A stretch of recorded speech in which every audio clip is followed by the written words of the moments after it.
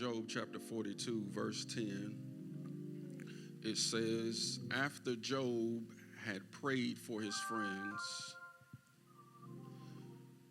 the Lord restored his fortunes and gave him twice as much as he had before. After Job prayed for his friends, say prayed. The Lord restored his fortunes, say restored, and gave him twice as much as he had before. I want to minister from a simple subject this morning. If you only knew. If you only knew. You may be seated in the presence of our God. Turn to your neighbor and tell them you have no idea. Turn to the person on the other side and say, you just have no idea.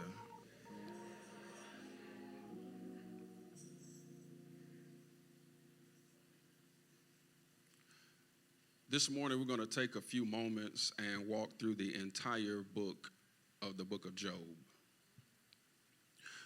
I know to us hearing that it almost feels as if there is not enough time to do so, and I agree with you. But we are going to highlight some things that I feel will be pertinent to our faith in God. The book of Job is the oldest book in the Old Testament.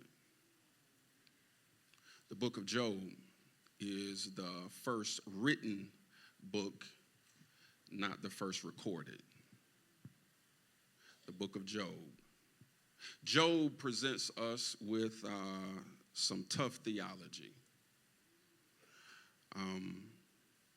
In conflict with the first 5 books of the Bible, Genesis, Exodus, Leviticus, Numbers, Deuteronomy. The biblical canon is what it's called. In conflict with the first 5 books of the Bible, Job presents us with answers to our questions. The first 5 books of the Bible present us with the theology concept that good things happen to good people. And bad things happen, rightfully so, to bad people. Job comes on the scene and tells us that bad things do happen to good people. And even bad things happen to people who don't even deserve it. So as we go through the book of Job, I want us to consider that we all have the same question sometimes. Why do bad things happen to good people?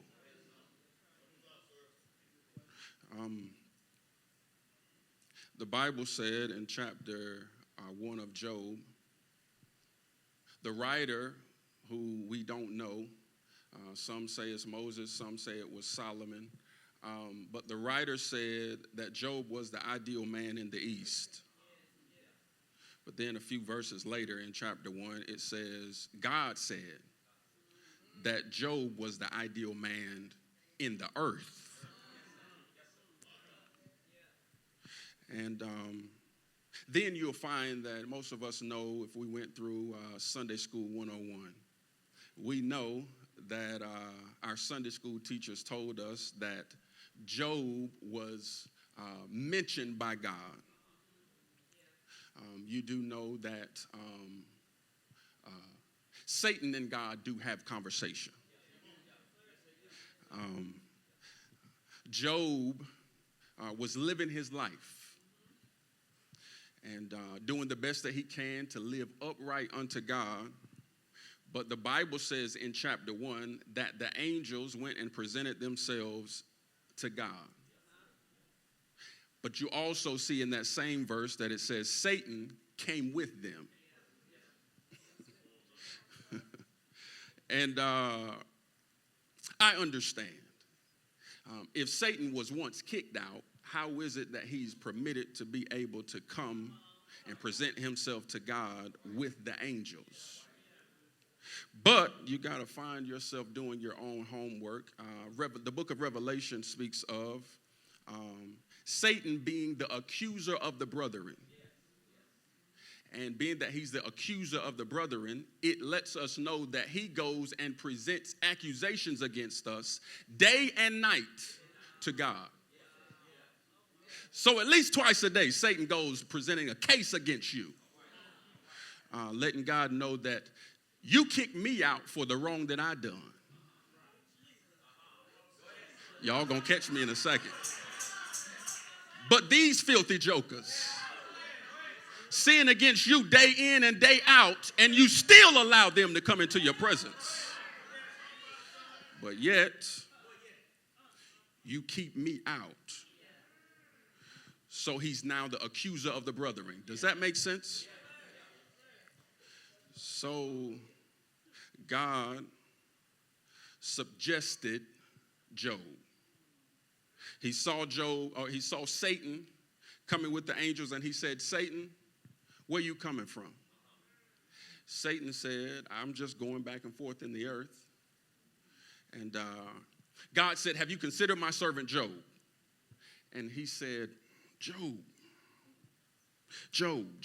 I know that name. I've been to his house before. But you got some type of hedge around him. And I just wanted to let you guys know that it's possible that if you're living upright unto God, your name gets mentioned. And so we have to know that if our name is getting mentioned, we have to know why. We also have to understand what the purpose behind it is. And so my purpose this morning is to make sure that you understand and know why there are times, not only does Satan want to accuse you, but why there are times that your name gets mentioned by Satan. So, God suggests Job twice. Job is suggested in Job chapter 1, verse 8. And then again in Job chapter 2 and verse 3. God said, have you considered my servant Job? In the first chapter, Satan said, I considered him and I went to his house, but I couldn't get in because there was a hedge. Is there anybody in the room that knows that there should be moments in your life and in your faith that you give God thanks for the failed attempts? Sometimes you can live your life in such a busy way that you don't understand that you got to stop and give God thanks. Even though it might be bad sometimes there's some things that could have happened that were worse than what you're actually going through. So can I suggest to somebody that while you're mad about your craziness in your life, Satan has already been to your house and couldn't get in because God's got some type of hedge. A hedge around you. And so at some point, I got to give him thanks for the failed attempts. Your praise will be different this morning if you realize that there were some failed attempts. Suffering sometimes comes at the permission of God and the commission of Satan. So when is the last time you gave God thanks for the hedge? Satan told God that the only reason he's faithful to you, the only reason Job serves you is because you keep blessing him. So if you stretch out your hand and dry up everything that is blessing to him, he'll walk away from you. The Bible says he will curse you to your face. And so might I suggest to you that God frequently assesses the depth of your faithfulness by divesting you of what you deem most valuable. Sometimes he'll dry up what you feel like is most valuable. It's easy to be faithful to God when he continues to be faithful to you. It's easy to be faithful to God when you don't have a shortage of blessings. But what about the moments when you don't have anything? What about the moments when things are low? What about the moments when you have question with God? So this little Easter speech, I want to walk us through three things really quick. And I promise you by the time we get done, we'll be back in Job chapter 42. Can we do that? Will you be good students this morning? All right. So in order to show God that you trust him, that you will not become wavering in your faith unto him, and your expectation is in the right one, number one, you have to properly manage your past. You have to properly manage your past. Let's highlight some things in Job's walk. After Job lost all of his livestock, his livelihood. After Job lost all of his children, his legacy. Job's wife turned to him and said, "Curse God and die." You've lived upright unto God, so how is it he can turn on you like this? Let's look at the word. I don't want you to take my word for it. Job chapter 1, verse 20. It says, at this, Job got up and tore his robe. Now you got to realize that his livestock are all gone. His children have been killed. And so now he's left with nothing but his wife and himself. At this, Job got up and tore his robe, shaved his head. Then he fell on the ground in worship and said, naked I came from my mother's womb, and naked I will depart. The Lord gave, and the Lord has taken away. May the name of the Lord be praised. In all this, Job, watch this, did not sin by charging God with wrongdoing. All right, in verse 21, we'll find that Job, he didn't take long to ground himself. Everything has been wiped out that's connected to him. So Job took a moment to show us his posture. I know there are times when you're in the house of God while the music is playing, while Sound of the City is on stage. And it's easy to say, God, I worship you. I give you all of me. But when everything has been wiped out in your life, is your first posture to fall down and worship him? Job is showing us what should be step one in our lives. He falls on his knees and begins to worship God and puts himself in the right perspective. I came with none of this, and I will leave with none of this. So, verse 21 speaks of Job's second nature, Job's muscle memory. It's not hard for me to do that off gate if that's what I'm used to doing. It's not hard for me to perfect that in the game if that's how my practice goes. It's not hard for me to come into God's house and worship him freely when that's what I do at home. It's not hard for me to give him worship when things are low if that's what I do at all times. So while you're sitting singing praise is what I do, you gotta question yourself. Is that really what I do? Because watch this. Verse 22, we find that in most cases, we never make it to the point of sinning by charging God with wrongdoing. Because we first sin by just omitting God and admitting others. Watch this. Human nature omits God and admits people. human nature, my fleshly instinct is to call you and not fall down to worship him. Can I wrap me and my family in this message this morning?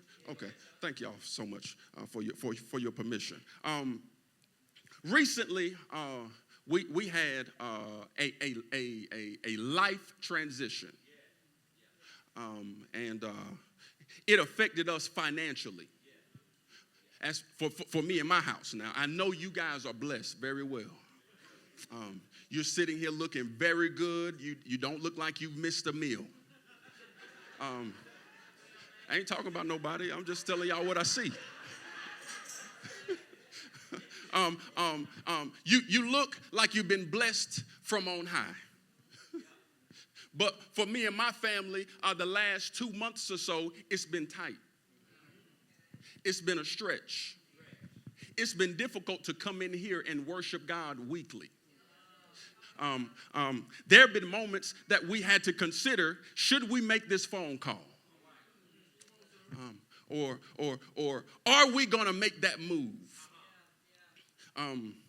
Should we sell this thing? And so there were moments when my wife came to me and said, because I told y'all the last time I was here, the God of the payday. I told y'all the last time I'm here, I'm not a high stressor. I mentioned you, Ron. I did. I told y'all I'm not a high stressor. And so my wife had came to me in some of our private conversations at home and said, I feel like you're going about this in a very nonchalant way. I don't necessarily see the concern. You're also not bringing me into what's going on in your mind. And while things are tight and she's trying to figure it out, she don't know that I'm on the other end thinking, God, I just need you to give me guidance. I just need you to give me direction. Because the way things are going right now, it's easier, I feel, to walk away from it all. Y'all gonna sit there and act like y'all ain't been there? All right. And so while I would walk away from conversations with my wife about our finances, and while we were considering the meals that we were going to eat, while we were considering how much gas we were going to put in 2 cars, I would walk away from conversations with her while it was a thought on her mind, there was a thanks on my lips. Hey, I'm telling y'all that whatever I go through, my first instinct has got to be thank you. The Bible tells me to give thanks in all things. Hey, I don't care what you're going through. If you just hold your head down, stop looking at everything else and everybody else around you, and let God know that you're submitted to him. Because whatever else is going on, at least his hand is on me.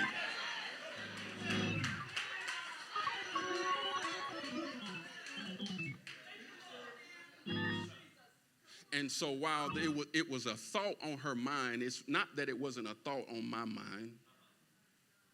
My first thing was, it's a thanks on my lips. And so unexpectedly, but kind of expectedly, there were a couple $1,000s of bonus money. Yeah. That were deposited into our account. Had I not considered my posture first.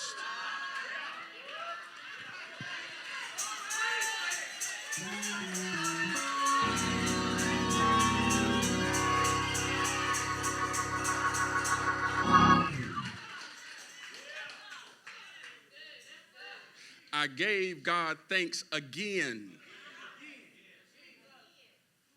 because I realized that my present was made possible in part by my past, the enemy, and the heavenlies.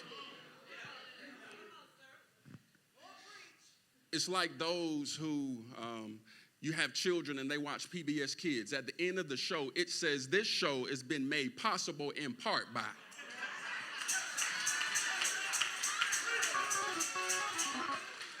Life has a way of taking us through seasons where our expectations are crushed under the weight of disappointment.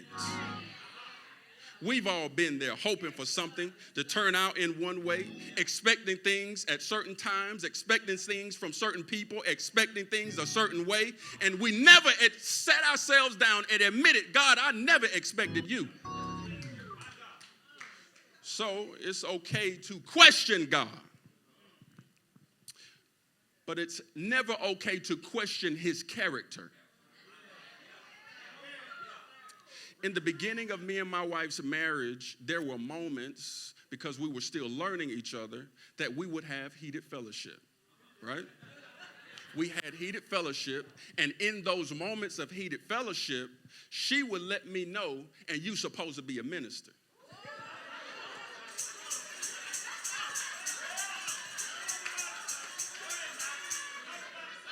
Now watch this, Josh. Watch. I said it's okay to question me, but you know me. Don't question my intentions right now. Don't question my heart, because what you have done is made me a skeleton with no heart, a body with no feelings. So don't question my intentions. And so sometimes when we get in tight situations, we question God's character and not just question God.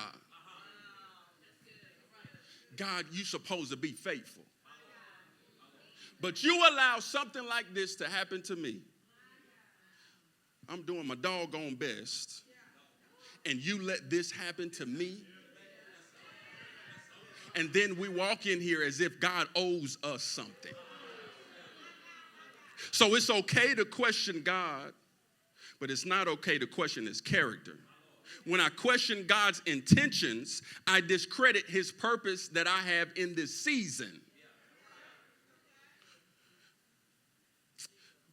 My purpose is born out of God's character.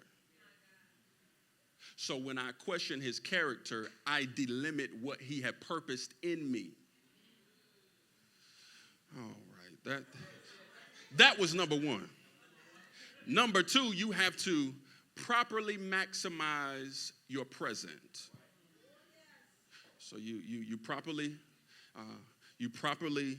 maximize your presence. After you manage your past, you properly maximize your present. Job, after being tested, after being suggested, in chapters 2 through 31, Job's friends came. And it said, the Bible says 3 friends came. 3 friends came after they heard about what happened to Job. They showed up at his house, and because he was in grief, they sat with him for 7 days, right? So in your study, you'll find that this is customary for them in their tradition. You have to sit Shiva. You sit and grieve with the person for 7 days. The Bible will tell you that when they came, they did not speak for 7 days to him because of how much he was grieving. So they sat with him for 7 days, and after those 7 days, they began to talk. Job's friends tried to rationalize what Job was experiencing.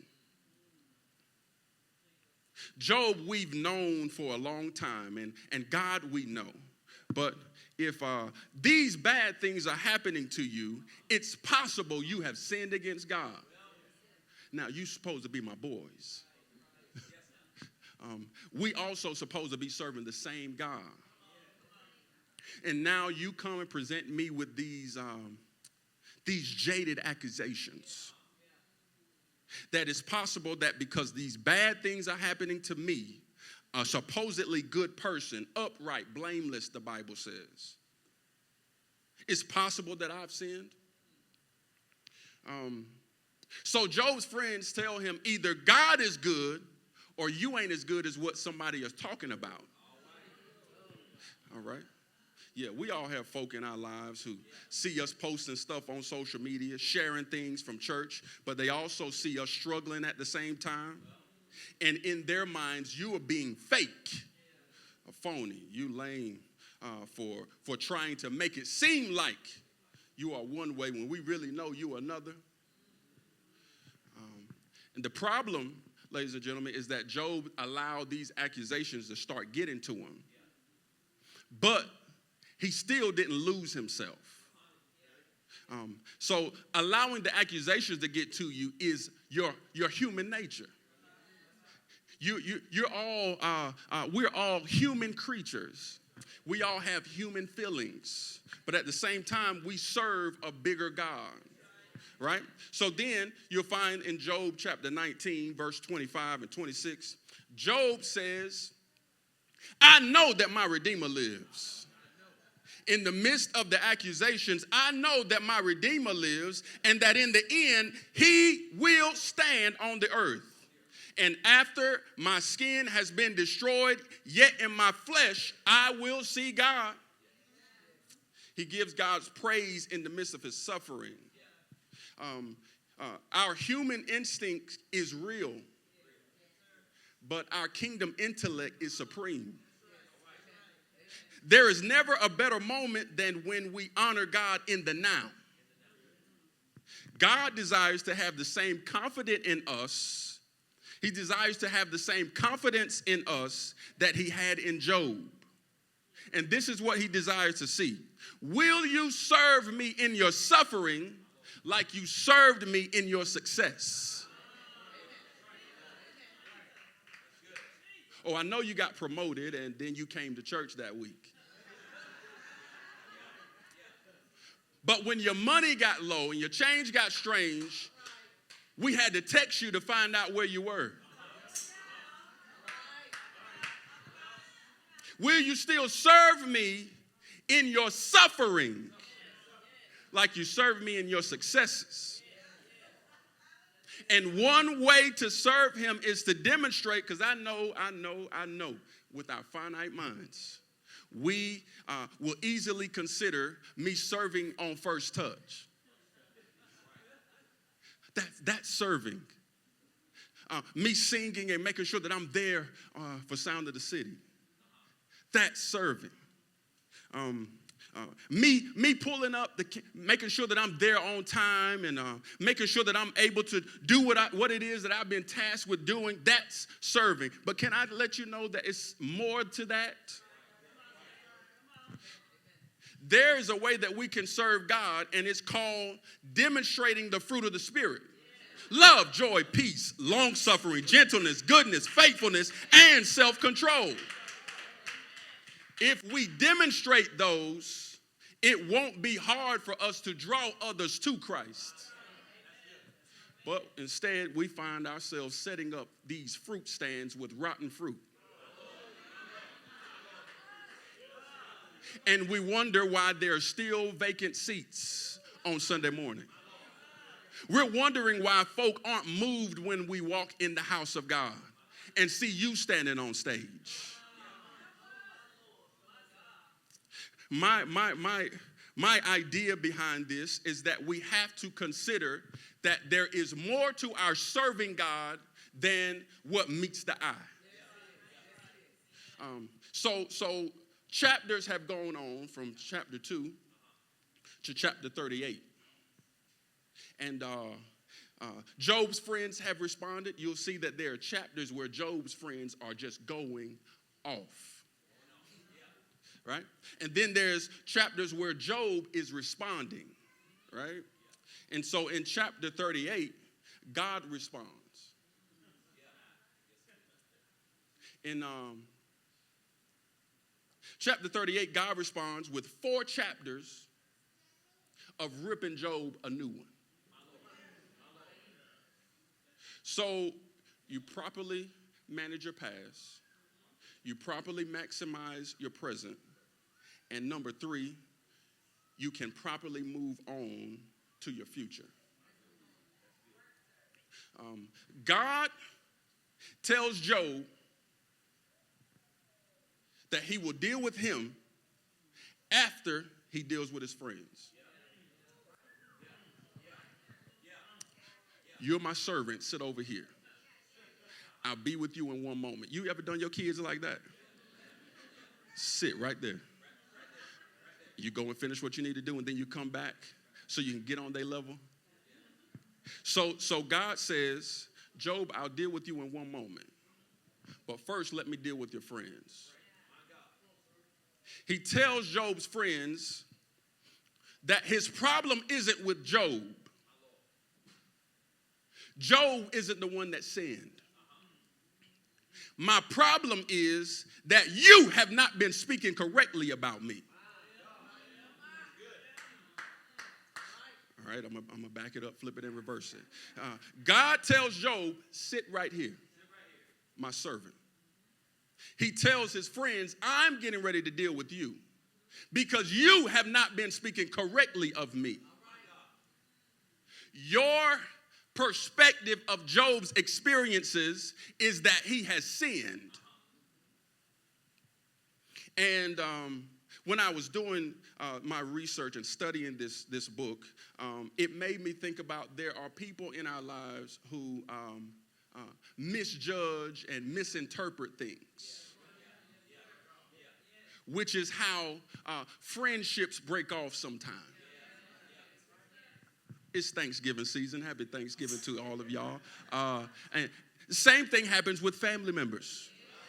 And so you want me to come and sit in your house, eat your stinking fried turkey, and I know how you've been talking.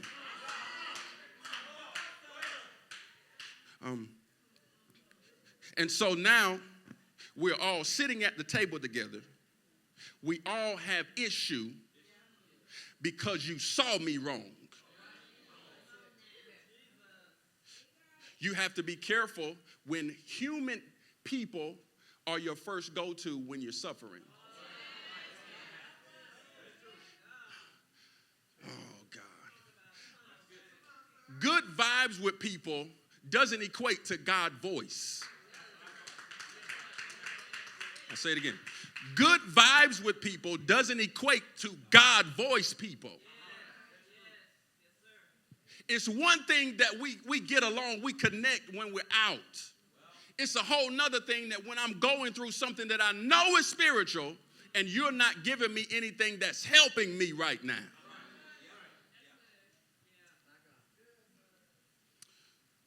God says, my problem is with you.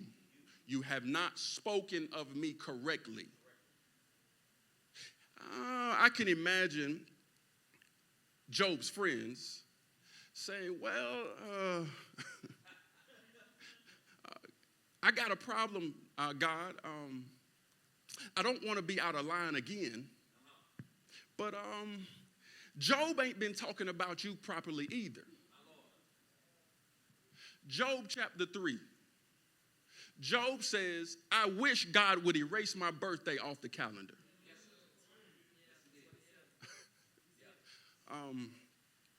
Job chapter 9.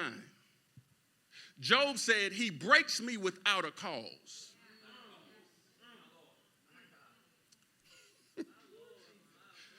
Job chapter 23. He said, if I could find God, I would raise argument with him.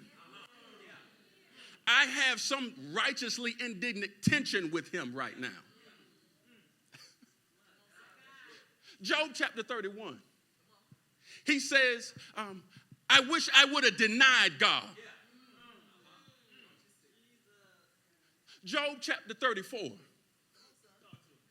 He says, it profit me nothing to honor God. So God, you called him your servant 4 times in 2 verses. Job chapter 42, verse 7 and 8.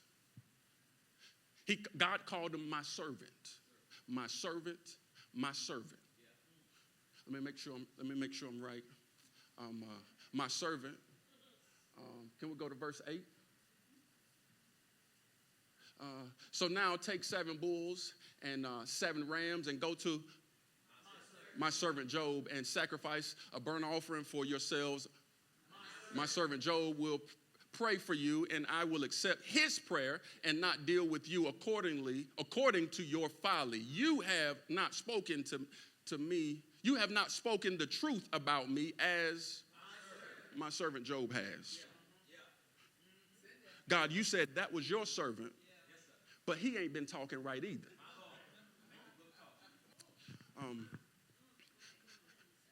I considered and thought, vacillated, and came to this. It's eisegesis or conjecture at best. It means it is my thoughts wrapped around God's text. Okay, but I'm thinking that God's intent behind this possibly was you use your words to turn Job away from me. That's not what Job did. You tried to use your words to affect someone, influence someone, or use your affluence to get them to change their mind. Because after all, if I'm such a good person, why is bad things happening to me?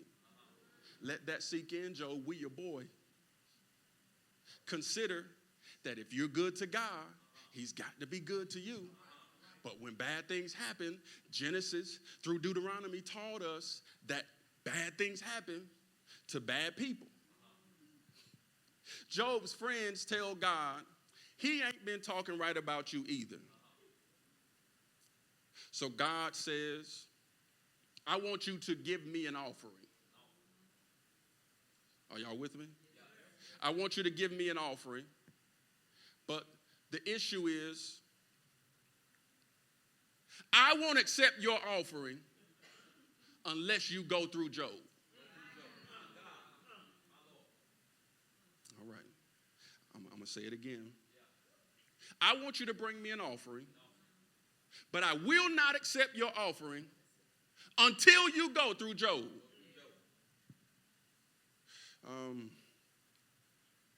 Job chapter 42, verse 7. Job chapter 42, verse 7. After the Lord had said these things to Job, he said to Eliphaz the Temanite, I am angry with you and your two friends, because you have not spoken the truth about me as my servant has. So now take 7 bulls and 7 rams and go to my servant Job and sacrifice a burnt offering for yourselves. My servant Job will pray for you, and I will accept his prayer and not deal with you accordingly to your folly.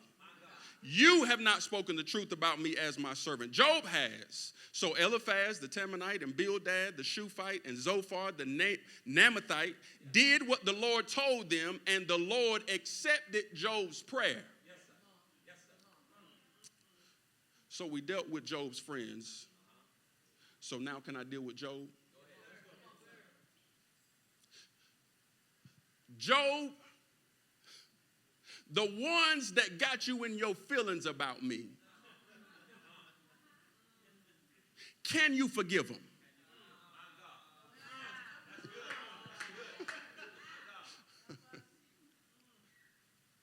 The folk that wronged you on my account, can you forgive them? Oh, God. It's the idea of theodicy. Human suffering in relation to the justice of God. If God is just and he offers justice, you're dealing with suffering. How does the two equate?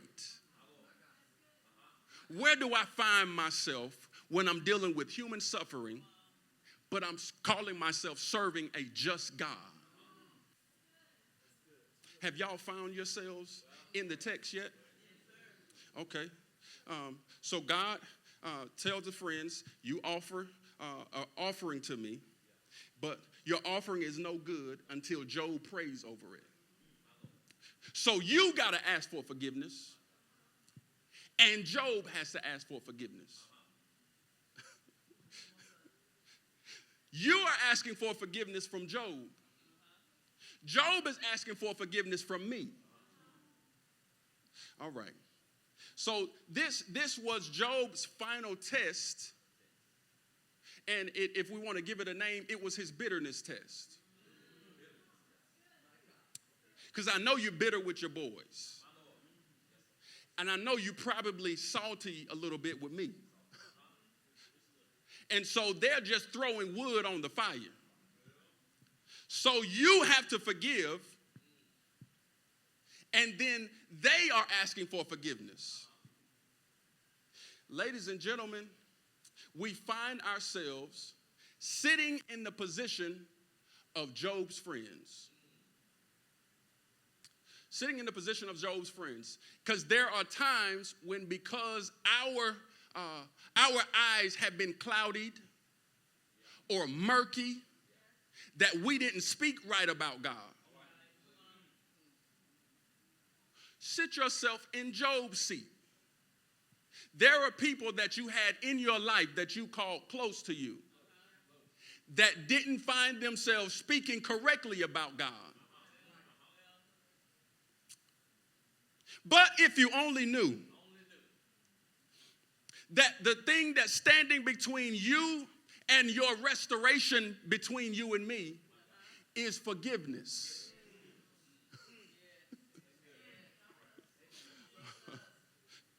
God shows us his faithfulness in the end of Job's book. While in the beginning of Job's book, we are talking about Job's faithfulness to God.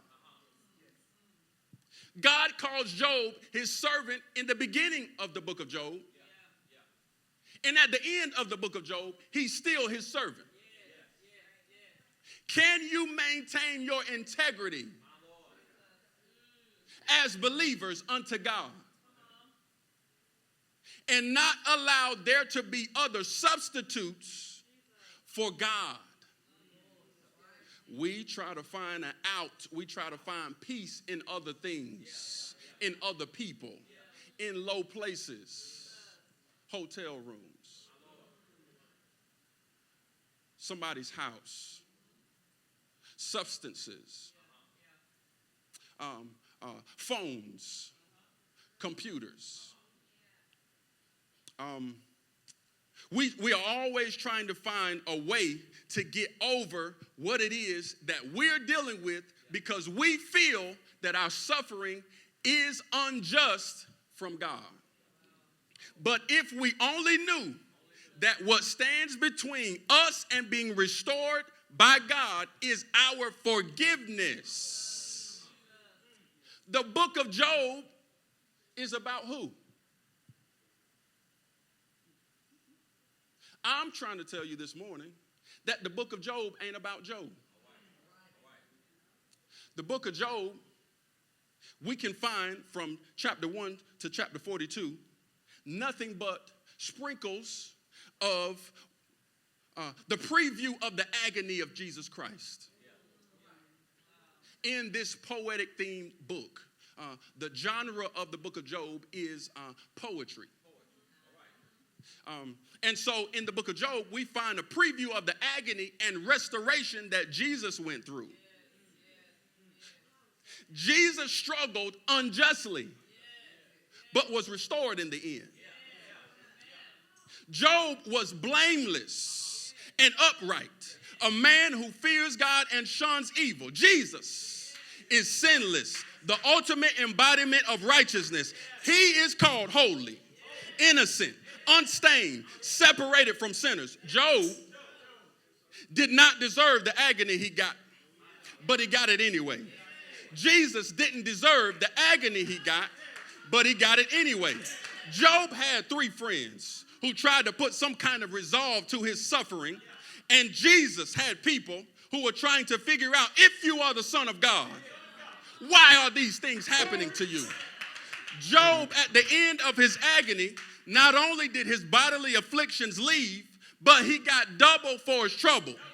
Jesus, after he rose from the grave, Not only was his body healed, but millions of people around the world are still accepting Jesus as their Lord.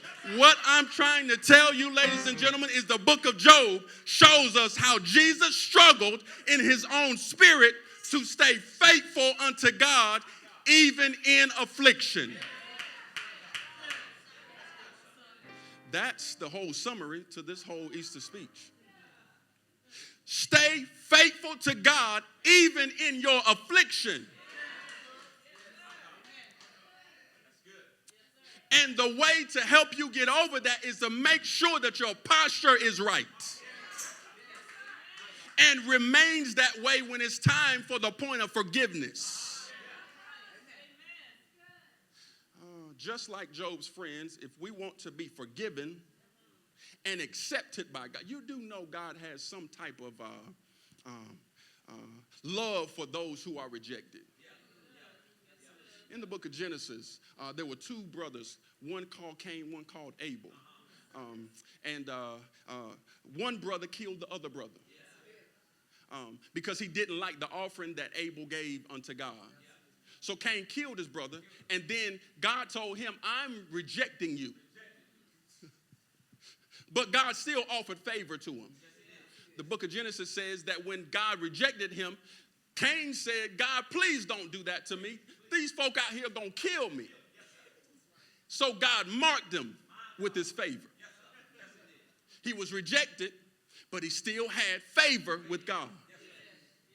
In the book of Genesis again, there's a brother by the name of Joseph who had brothers and some sisters.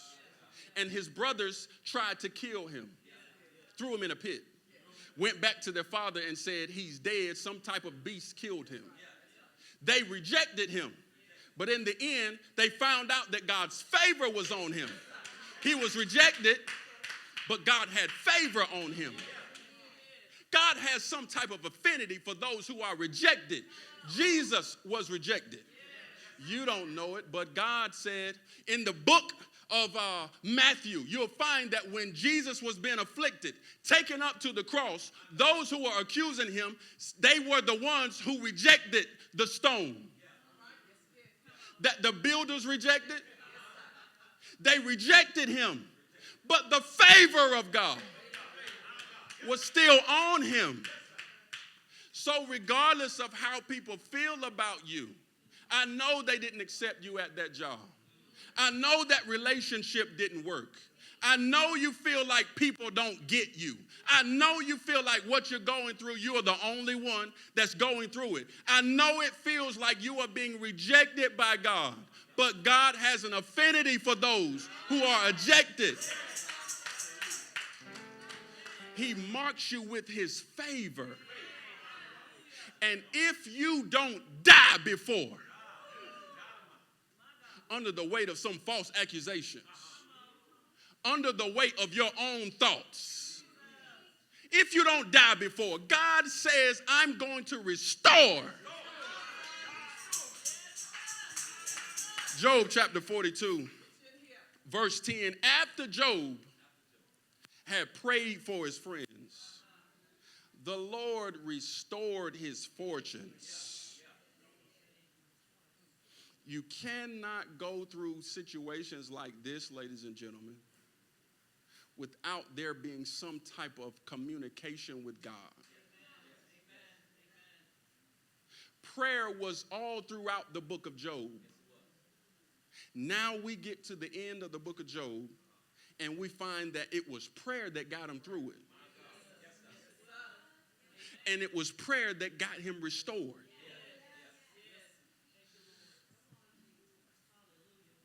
Don't throw away what seems minimal. I know people are suggesting to you and offering suggestions to you, saying just pray about it. I've been there. There ain't no prayer I feel that's going to change this hurt. There ain't no prayer I feel that's going to lift this weight. But if I remain faithful to God, if he's good enough in the good times, he's still good enough in the bad. And so this morning there are two people in the room. There are those who are struggling, and you feel like because you're struggling, it has nothing to do with God. And so you're kind of on the fence about this whole God thing. If God is so good, why is these bad things happening to me? So you're struggling with the fact that God is even real. And so just as real as Walmart is, our God is just as real. And so my encouragement to you is to take that step of forgiving. Watch this. Whether it's forgiving them or forgiving yourself. Yep. There's a negative narrative that you give yourself whenever you're going through. You got fight, flight, fawn, foe, all these different F's. But there was never, I researched it, there's never a faithfulness. If I just remain faithful to him. He saw me in the beginning. His sight or view of me is never obscured. And I want you to know that God still has his hand on you, and he still desires to use you. There is still purpose in your brokenness, and there can still be success after your suffering.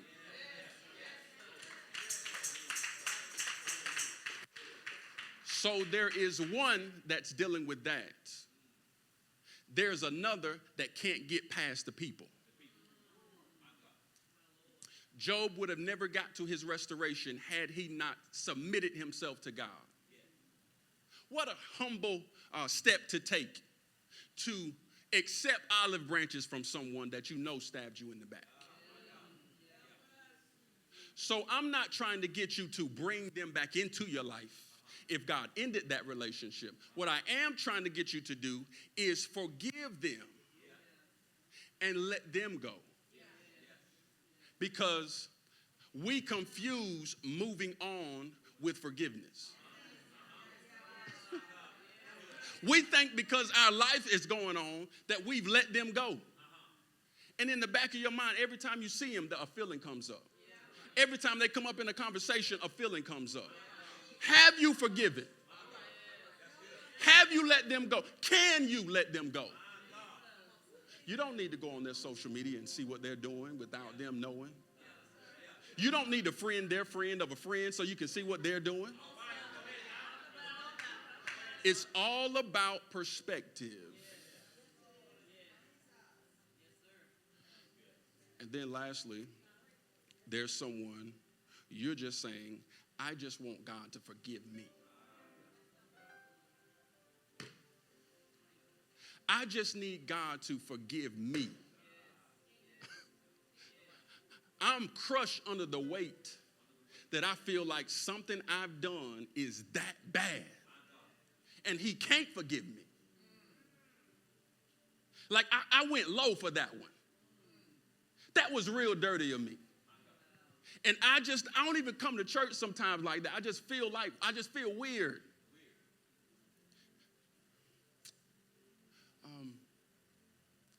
Judas was a bad brother. But he was still allowed to be forgiven. He was still given the opportunity of forgiveness. He just didn't choose that. He could have came to Jesus at any time before the crucifixion and said, Lord, forgive me. I did you dirty. I did you wrong. Forgive me. But he got so low, he didn't feel clean enough to come into the presence of God. And that's the last person. Whether you have had a relationship with him or you have never tried a relationship with him, you are struggling with the forgiveness of God.